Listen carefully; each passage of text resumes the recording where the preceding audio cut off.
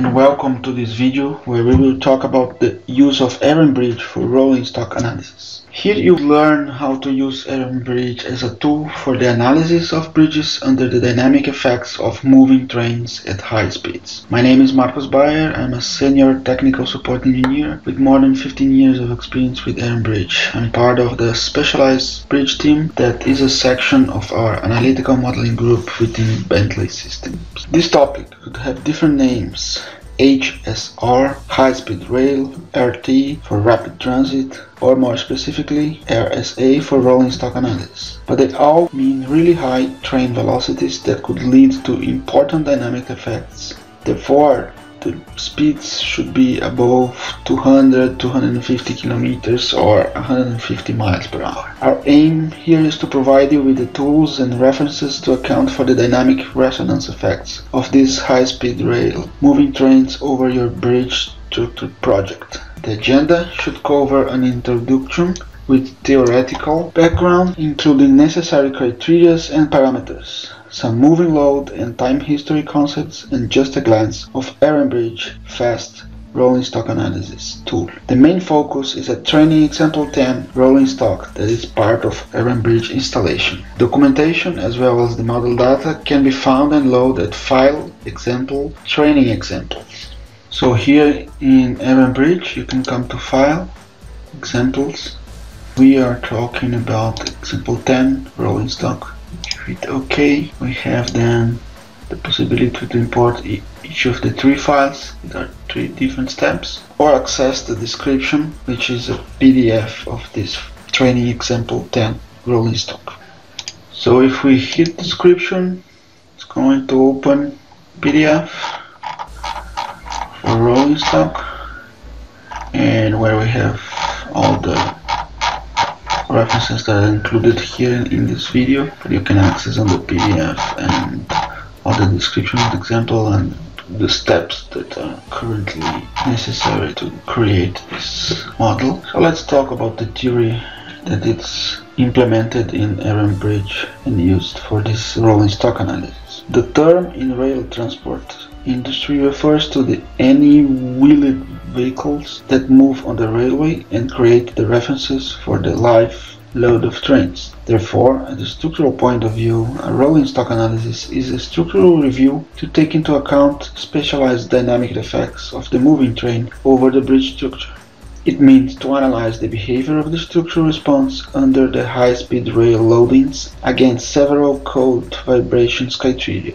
Bridge Advanced offers specific tools for this time history analysis, where we select and follow specific points of the bridge in a time history analysis. Bridge Advanced offers some tools for this time history analysis, where we select and follow specific points of the bridge in a time history analysis. The rolling stock analysis is then a sequence of several time history analyses for many travel speeds and different train configurations. Some initial considerations is that the principal task of railway bridge is to guarantee safe passage for all train configurations and speeds. In the normal usual case, low speed of trains over the bridge cause dynamic effects that could not be considered, and a simplified static approach is used. We just need to guarantee some continuity in the abutments so that there are no jumps at embankments when the train is coming in or leaving the rigid structure. So what's so special about high-speed rail? This type of mega project needs really smooth rail alignments and has huge demands for extensive critical structures like tunnels and bridges.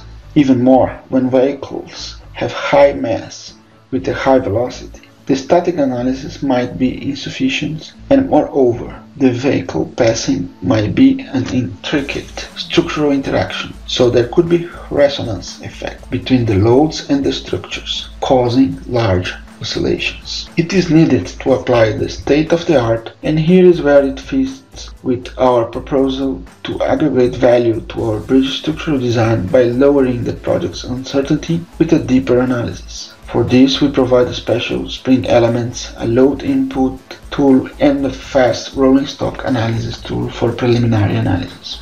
At top speeds, the train passing could cause vibration of the structure, so it's necessary to take into account the additional dynamic loads, forces, and deflections. Behavior is different for each velocity and each bridge type or configuration, as it is depending on characteristics of the load but as well of the structure. The mainly governing structure characteristics are the span, the supports or boundary conditions, the stiffness, the bridge mass, and the structural damping. Even at an apparently simple slab or at integral bridges, there could be huge dynamic problems as well, with a lot of work and uncertainties involved, if we compare with the usual structures at lower speeds. Our main interest is then the inclusion of dynamic effects because they can be higher or more important than static ones. We will be checking if, first, dynamic stresses could be higher than static stresses, second, if excessive vibration could lead to design against fatigue, and third, if we are within the limits on dynamic displacements and accelerations to guarantee safety and user comfort, so that the accelerations are less than 5% of G gravity. Many times we need to follow the structural behavior just after it is unloaded by the train, as the bridge could deflect at a higher level just seconds after the load has been at a certain point. Another important critical situation at high-speed rail is where the vibration of the structure has influence over the track, so that the stability of the track is endangered. There could be a reduction of horizontal displacements, resistance, and in worst case, a buckling of rails and then loss of safety. The critical frequency is dependable of V, the train velocity in km per hour, and DD, the average bogie distance in meters. High-speed rails requires additional checks like acceleration of the bridge deck, checked at serviceability limit state, and checked along track axis to avoid risk of ballast instability. The ballasted track must have less than 35% of G, or if it's a directed fastened deck, less than 50% of G. They also require to compare for maximum loading, so that the maximum between normal rail bridge loading and high-speed rail traffic loading has to be taken for design. Rolling stock analysis results are also used to perform additional check against fatigue failure. The bridge performance is set as a safety criteria that has to be fulfilled to ensure track continuity and to guarantee wheel-track contact. The passenger comfort criteria are the maximum vertical acceleration of deck, maximum variation of slope along deck, the maximum end rotation at the supports, and the maximum horizontal displacements. Additional checks for railway bridges for structural integrity, verification of maximum deck acceleration, stresses due to dynamic loading smaller than the given limits, check for fatigue failures, and check for passenger comfort. The verification of maximum acceleration in coach and reduction of permitted deformation criteria. The bridge structural important parameters are structural damping, that depends on bridge type, structural materials, and span lengths, the bridge mass, as the stiffness governs the dynamic properties. We may need to account for the variation of the stiffness. We can use an upper and a lower estimation in most of the cases. We just need to take care that the E modulus shifts resonance speed. Our model could include the track bed structure with ballast, cross ties, track, and etc. Conditions and irregularities by using the track interaction springs to account for horizontal stiffness of road beds with a stress-strain bilinear connection between structure and track. As the loading specification, the actual axle loads are transferred to moving loads that cause variation of tilt along track, horizontal displacements, and in some cases at the more flexible structures at some special points like center span and begin and end of vertical acceleration of the deck and the end rotation at the supports. The time-dependent response leads to extreme results. Normally, it is sufficient to omit detailed modeling of tracks and track bed structure. Thereby, neglected effects are generally small and may be considered by applying correction factors on the result. The time history procedure is a sequence of two steps. In step 1, the primary equation of motion analysis with mass, m,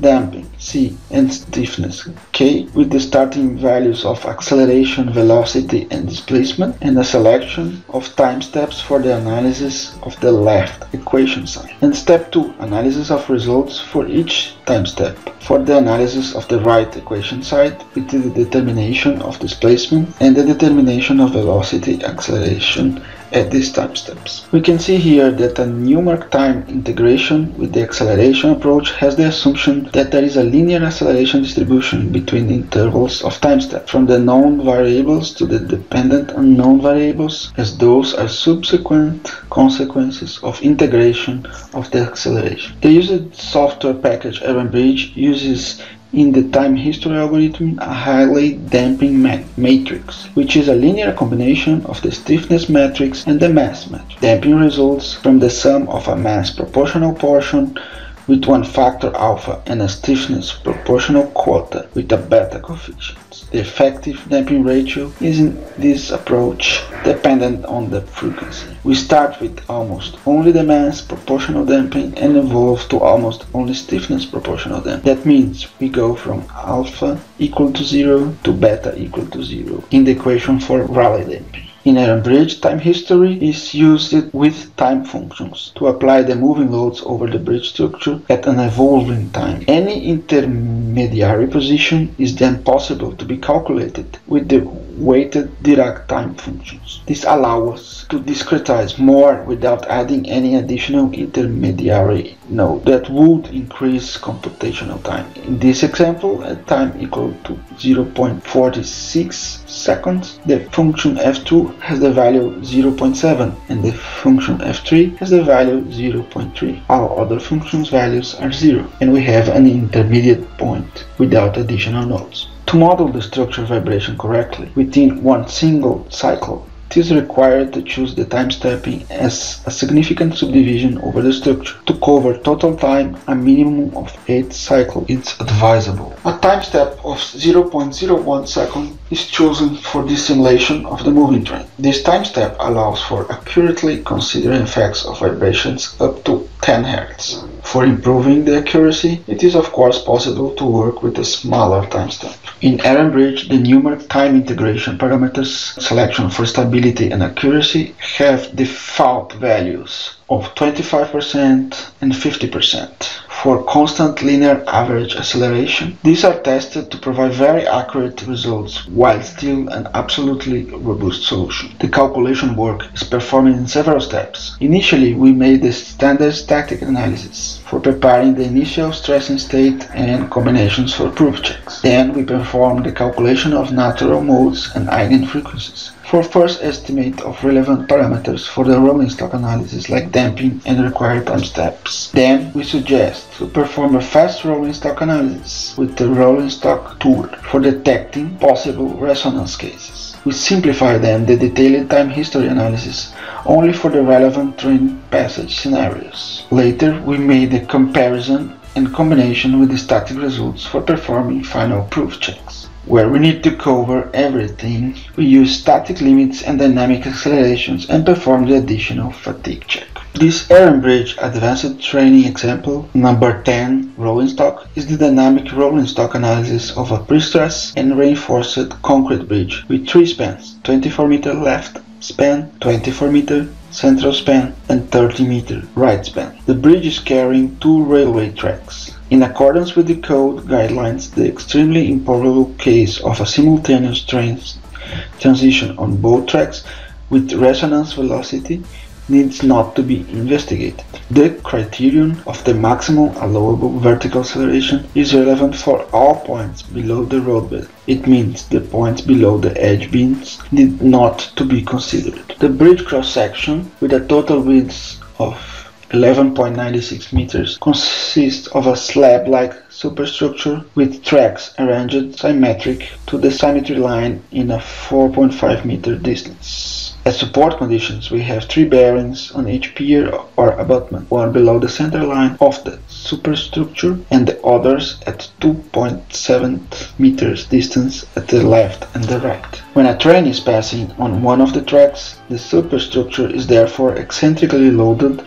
and torsional neutral modes will be excited in addition to the vertical bending modes. Due to the slab-like cross-section, the superstructure cannot be modeled as a simple continuous beam. 7 cross-section parts are applied to this model, and as a consequence, a series of parallel beams would be created. The inner girders have a width of 1.5 meters each. The edge girders comprise a 70 cm wide part of the main slab together with the cantilever plates. In longitudinal direction, we have a subdivision of each span into 8 elements. Together with left and right overhang, we have in total 26 elements in longitudinal direction. So many transverse members are added as a series of 6 link elements to model the cross members. Therefore, a girder grid model is applied to this bridge. In transverse direction, the concrete slab is modeled with rectangular concrete cross-sections, and the structure is a girder grid because local slab vibrations cannot be considered with a simple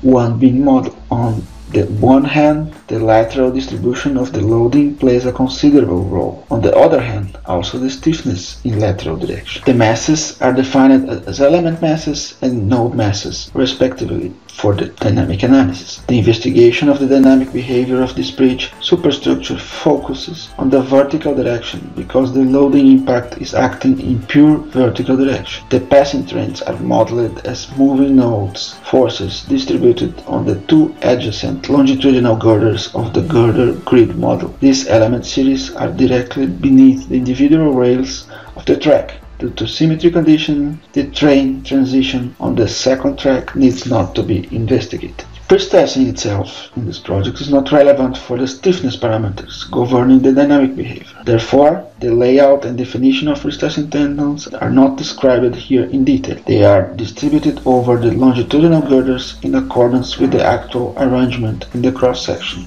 for 4 and 6 and 4 and 6 prestressing tendons. However, in the model, the tendons are defined in detail for the static analysis, defining the permanent stressing state before dynamic train transition are investigated. 2 times 18 prestressing tendons are arranged in this section.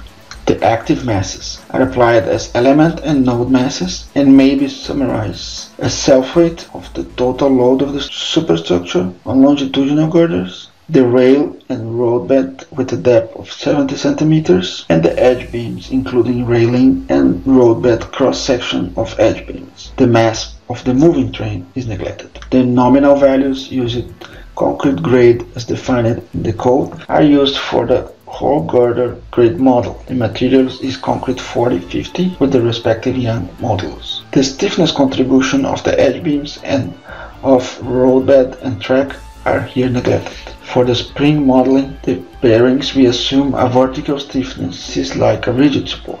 The fixing point in longitudinal direction is assumed at the central bearing on the pier between second and third span. Our central bearings have a fixation in transversal direction. The elasticity properties of the supports have been taken from the static analysis. The loading of axles approaching or leaving the bridge is applied steadily over a ramp of a length of 3 meters. The calculation starts with time equal to 0, where the train is with the first axle at ramp left of the superstructure, and the train is then moved with constant velocity v to the right end of the bridge, increasingly performing the time steps. High-speed rail train loadings include rolling stock of both powered and unpowered vehicles. For example, locomotives, railroad cars, coaches, and wagons. Some codes have specific detail requirements like Eurocode for train configurations, with 1 powered car or locomotive leading and trailing power cars, in this case with identical 4 axles, 2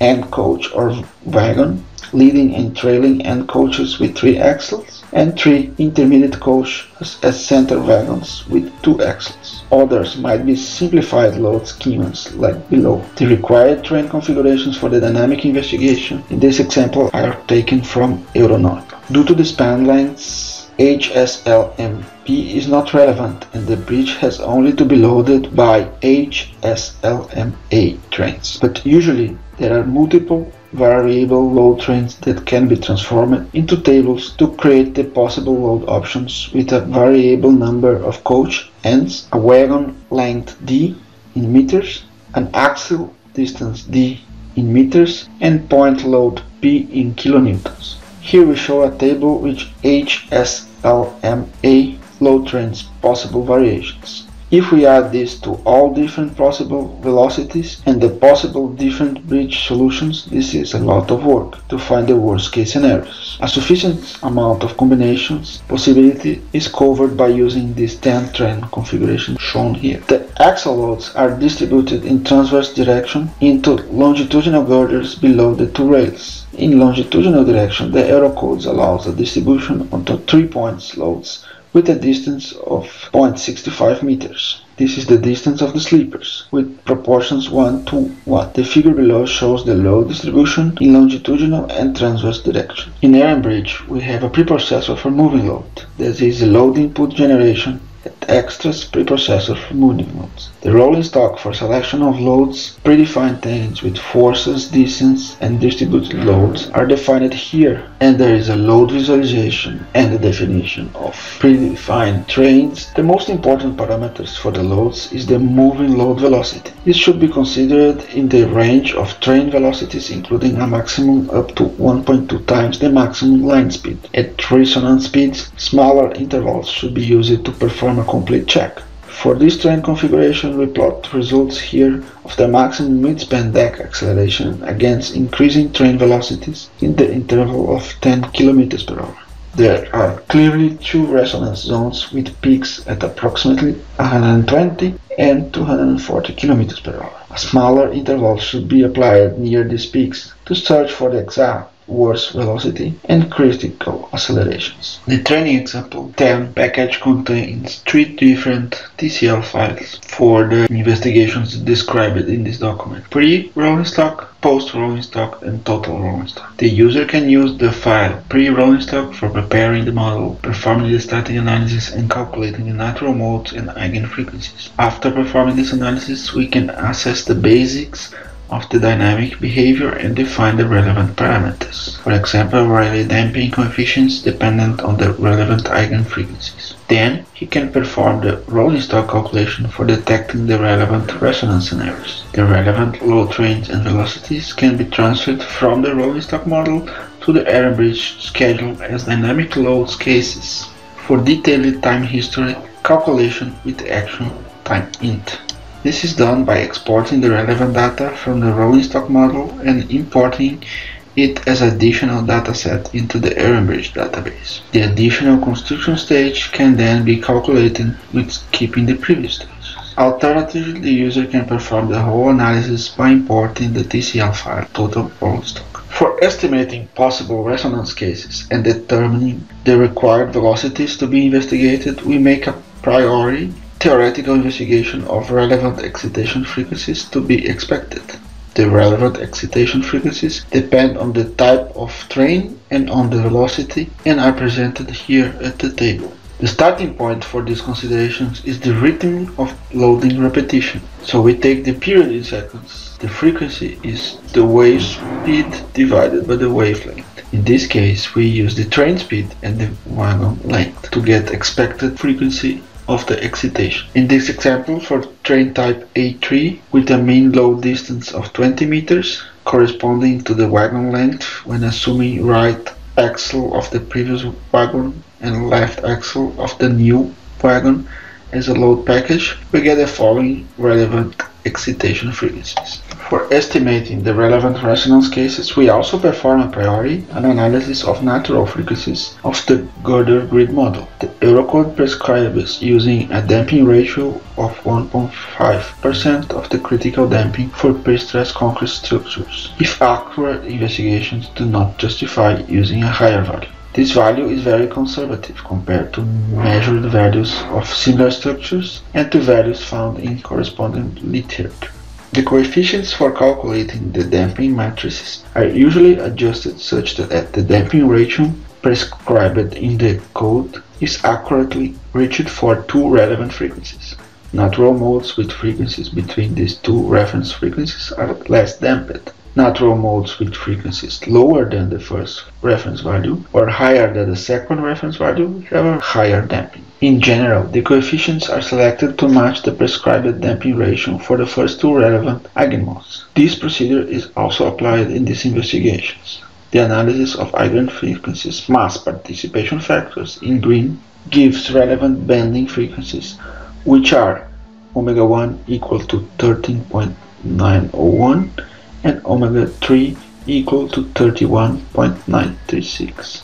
It means the first and the third circular frequencies. The used damping coefficients alpha and beta may therefore be determined by entering these representative values of circular frequencies and the corresponding model damping ratios of 1.5% for both. We get the following coefficients for alpha and beta. In the assessment of natural modes, the relevant eigenmodes for the vertical excitation due to the train passage are those which have mainly vibrations in vertical direction.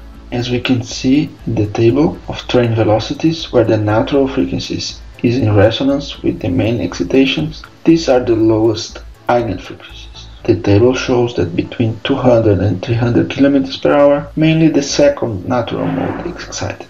This is the lowest bending mode of the first left span. It means the left span will in principle be relevant for the critical dynamic stressing. Trains with big axle distance may yield critical situations in the right span. The relevant resonances of the center span arise at speeds of more than 300 km per hour.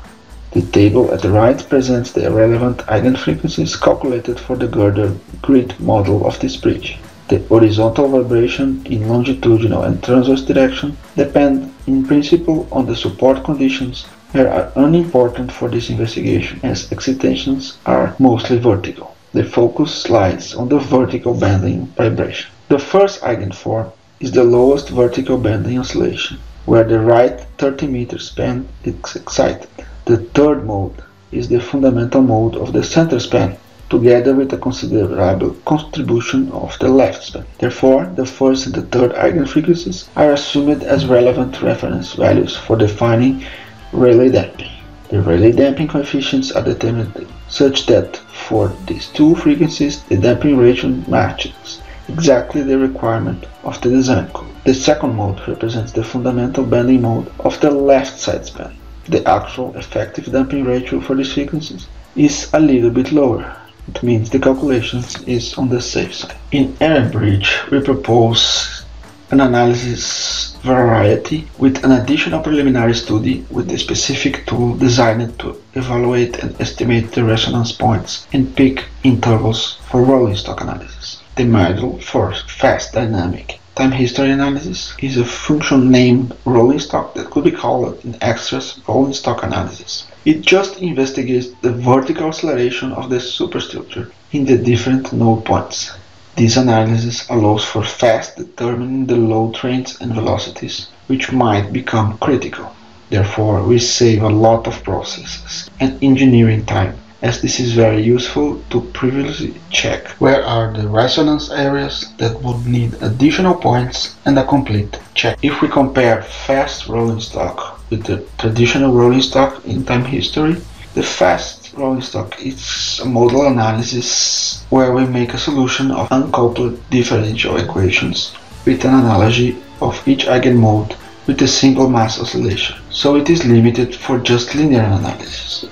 Later in the process, for specific points, we run the modal analysis and the time integration, linear and nonlinear only for those specific points, with the Bridge preprocessor for rolling stock analysis. This is a direct solution that solves coupled systems of differential equations in time domain approximated by a Taylor series where a discrete time step is assumed. The results of the static are the starting condition and all nonlinearity is possible. The simplified analysis method with the fast rolling stock analysis has low input, quick analysis and easy results output direct on screen visualization. To have this data previously and limit the intervals of the extensive final complete studies. The module writes a report file with a summary page of input parameters, tables, and maximum accelerations for the different trains, and a table of the nodes where this maximum acceleration occurs. This analysis gives maximum acceleration amplitudes. In this table we can see the results from resonance cases with the second eigenmode.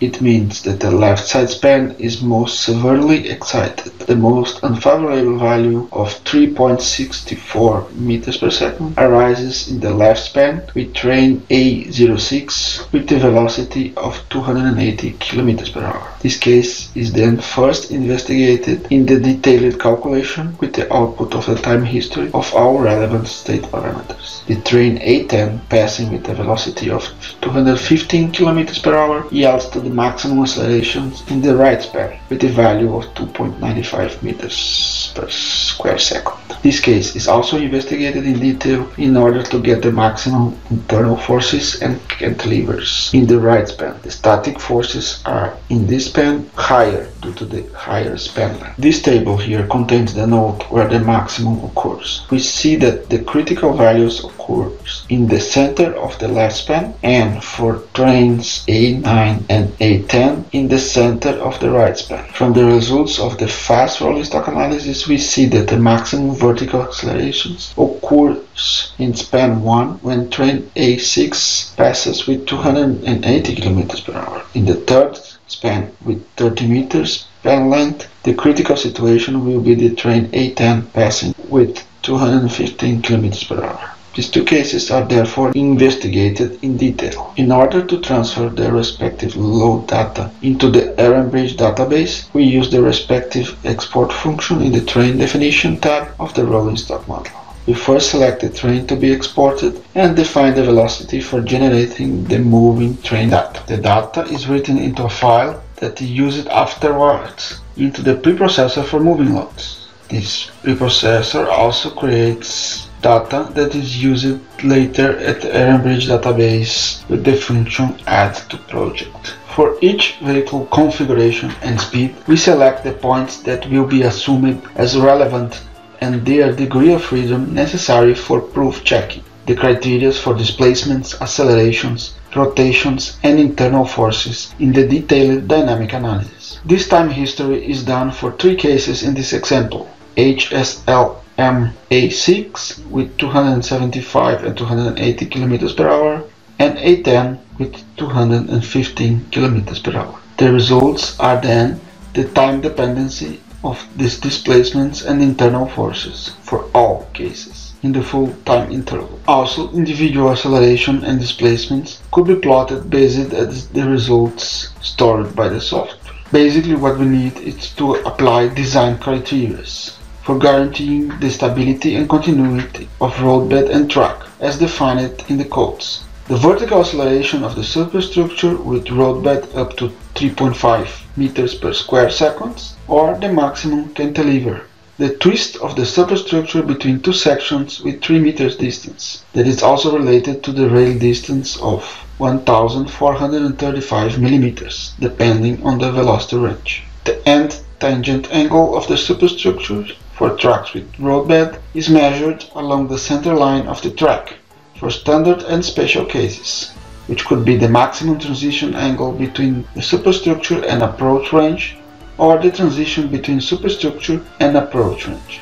HM used in these calculations is the distance between the top level of rails and center line of bearings in meters. Finally, we compare static results with dynamic results of the envelopes of combinations of forces or stresses, like in this plot of the traffic in green and red and the resonance results in blue and deep blue. We can clearly see that in central regions of side spans we get higher negative moments than in the static case. Therefore, the rare and frequent combinations should include resonance effects as additions to the static traffic load combination. Other examples of the use of Bridge rolling stock analysis is the use of several different train loads configurations plot all together, showing clear resonance region. In this example, it also shows that the limit is exceeded and the bridge will need to be updated if the train speeds will increase. Here is another plot showing several configurations with several velocities. These accurate results allow us to find the resonance regions for each one of the several different load trains configurations within the velocities range. This is fundamental, as the resonance regions are very important to intensify further studies at those points. So here are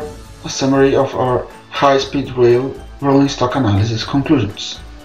High-speed rail are mega projects that usually require to work at a shared environment with other disciplines. Your bridge analysis and design can go further with our Bentley solutions for bridges.